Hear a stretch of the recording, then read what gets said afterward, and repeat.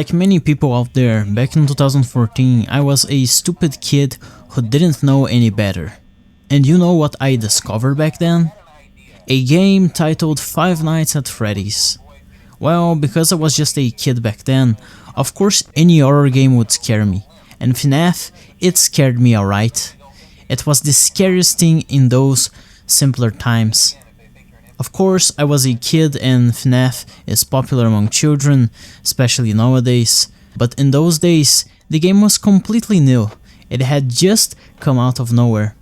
And it completely blew up after just a few weeks, becoming an internet sensation.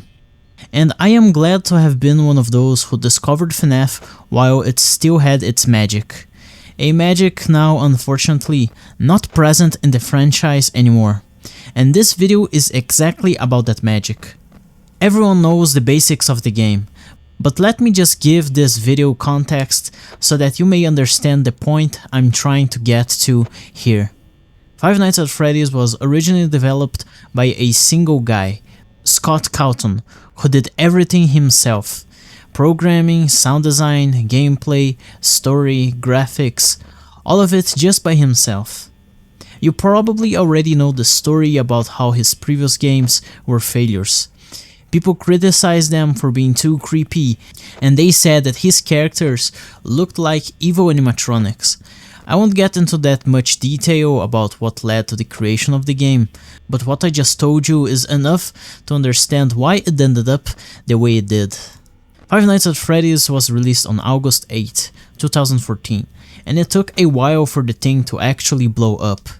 It ended up the way it did mostly thanks to YouTubers such as Markiplier. Was that the bite of 87? Who played the game back then and made FNAF popular the way it is. The game only took a few weeks to become the most popular indie horror game on YouTube. And you could still say that it still is a very popular game, mostly among children nowadays. But well, with the context out of the way, now I can talk about what I really want to talk about in this video. That magic present only in those early days, when Five Nights at Freddy's had a mysterious story and nobody truly knew what was going on. So let's go.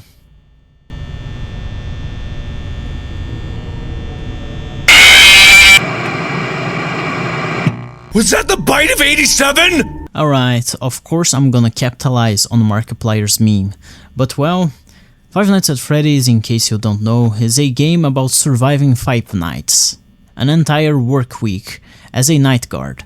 You're employed by this company called Freddy Fazbear's Pizzeria. You're to work from 12 PM to 6 AM, looking over cameras, using lights to see what's just outside your doors, and in case you're in danger, closing the doors to your office. The thing is, the supposed danger you may encounter are the very animatronics from that place, the classic Fab Four. Not the Beatles, instead Freddy the Fazbear, Chica the Chicken, Bunny the Bunny, and Foxy the Pirate Fox. We all know them and we all have our opinions of them. Eventually you will see them moving around. In the first few nights they move little, but by night 5 they will be running toward your office to get a bite out of that frontal lobe of yours. Later we also discover that there is Golden Freddy. He's sort of an Easter egg, never seen it myself, but well, there's videos on YouTube. Oh god, what the fuck? After finishing the 5 nights, you get a new mode being the 6th night, the hardest one so far. And after beating that, you enable the custom night, so that you may be able to experiment whatever way you wish with animatronics. Hello everybody, my name is Markiplier and welcome back to Five Nights at Freddy's. Now I know I said I was pretty much done with this, but somebody by the name of Big Bug decided to do the impossible and beat 2020 mode. And that's pretty much everything that there's up to it. FNAF has a pretty basic game loop. You just look at the cameras, follow the funny guys around, defend yourself, and survive each night, which lasts around 10 minutes. So, how come a game that basic blew up the way it did? Well, the whole mystery surrounding the game and the feeling it gave us back then is responsible for making the game so memorable as it has become. Imagine a random game gets released, Nobody knows anything about it, and people start playing the game. YouTubers make videos, which only help to make the game even more popular. FNAF is, in principle, just a horror game with a curious gimmick. You play it, you watch it, and enjoy it. But you start to get more interested about the story behind the game. You try to search in the internet about it, but you only discover that there is not much information anywhere. The only information you can get is that already present in the game itself, which on its own is very lacking. Well, that was the case back then. Nowadays, if you search about FNAF's lore, there will be thousands of videos, but back then we had nothing. In FNAF, you're a night guard. There is animatronics running around. They will kill you by stuffing you inside a suit if they think you are an endoskeleton, or they will force an endoskeleton inside you if they think you're an empty suit.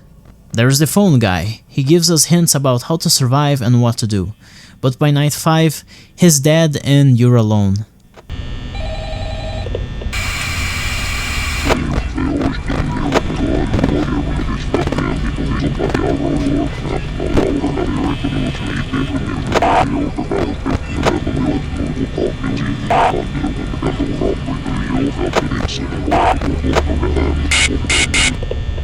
There's the bite of 87, and we don't know anything about it. Was that the bite of 87? Beside the fact that someone's frontal lobe was bit off by an animatronic. It's precisely that, the mystery surrounding the game, that makes the original FNAF a game like no other in the franchise. We know nothing about what is happening, but we theorize. We come up with crazy new ideas about what could be happening in this universe, and that way we are kept engaged in Five Nights at Freddy's.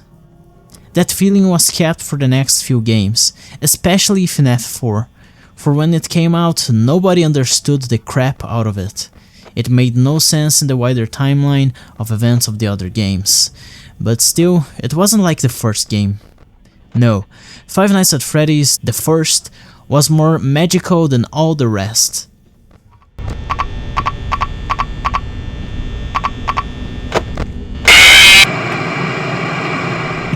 Similarly to the original FNAF, recently we had the game No, I'm Not a Human, which came out just last year. No, I'm Not a Human is an indie horror game which has a curious and ambiguous story of which leaves the players wondering and theorizing about what is truly happening in its universe. That's the same thing that happened way back then with FNAF, a curious, mysterious game nobody knew anything about. In case you're interested, I made a video about No, I'm Not a Human, so check it out. But anyway, the point I want to make in this chapter is how back then, FNAF was a new thing. The first 4 games were all developed by Scott and only Scott, and because of that they were gems, relics, great pieces of indie horror. But since then, well, so many books were made, I already lost count on how many. We've had new spin-off games and crazy main games. We had that ugly RPG, we had movies, all of that with large AAA dev teams working behind every little detail. And that's how a nice idea about a little horror game became just another corporative product without a soul. I don't even know what is canon and what isn't, and honestly, beyond FNAF 4, I completely lost interest in the franchise. I still think that the first 4 games each have their own identity, and that's great. They're unique because of that. The first is a classic, a template for the survive the night genre. FNAF 2 is the most frenetic one, the one which demands the most skill and attention. FNAF 3 was an oddball. It wasn't bad, but it also wasn't that great. Then we had FNAF 4, which in my opinion is the scariest and the best out of the original 4 FNAF games. Still, the point I want to make in this video once more is to show you how unique that experience of the original FNAF game was like, and how memorable the game was.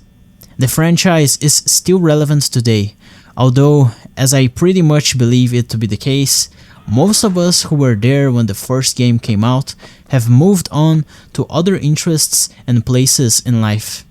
And now it is time for newcomers to take over interest in the franchise. So that's basically it. Let me just share how I don't like the modern games, and I also don't like how there's a book canon, a movie canon, a main line of games canon, and a spin-off games canon. I just think that all of that is ridiculous. But whatever, anything to fill Scott's pockets with money. At least, the first movie was nice, I watched it and I liked it. Haven't seen the second one, and I don't intend on doing that. I am just not built for franchise slop, alright?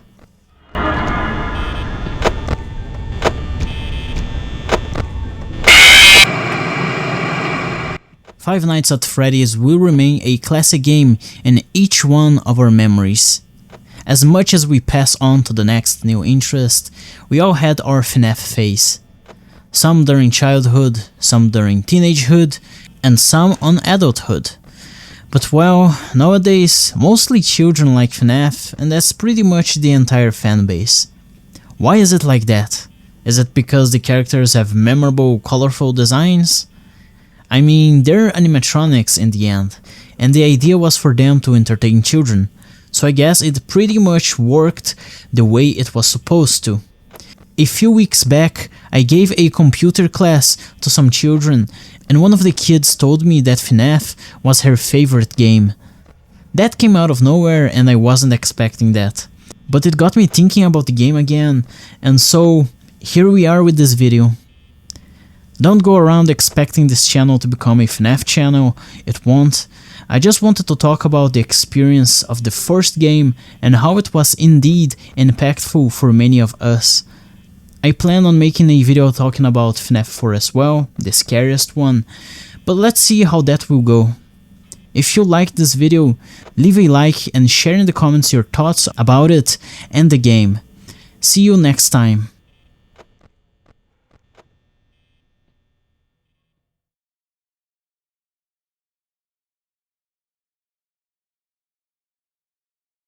Was that the bite of 87?